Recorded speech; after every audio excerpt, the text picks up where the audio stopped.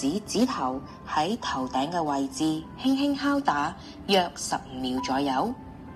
頭頂有多個穴位，每日拍一拍，有助改善頭痛、緩解鼻子不適同埋幫助放鬆心情。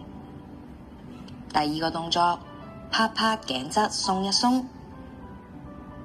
左手以空心掌喺右頸側位置拍打，每邊我哋會做20次左右。經常低頭睇手機，容易令到頸部嘅肌肉繃緊，拍一拍可以鬆一鬆，幫助消除疲勞。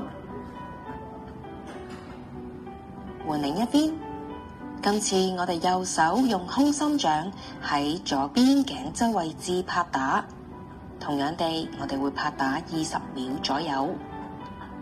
拍打嘅力度應該以舒服為主。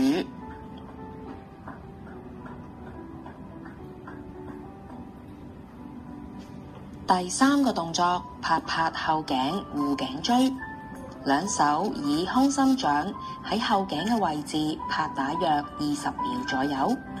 經常拍打能夠促進血液循環，緩解頸椎增生，預防頸椎退化。第四個動作，拍拍心口通魂門，兩手握拳，左右交叉喺鎖骨兩端下嘅魂門穴拍打。每邊拍打10次，多刺激呢個穴位可以養肺、止咳、化痰等等。第5個動作，拍拍手太陰肺經，左手握拳，從右上臂內側下拍至前臂嘅手腕位置。我哋每組會拍7次，每邊會拍2組。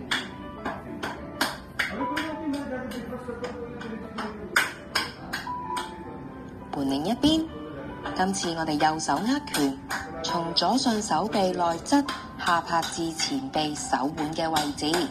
同樣地，我哋會拍6組。拍打呢個經絡對保養肺部健康有好好嘅幫助。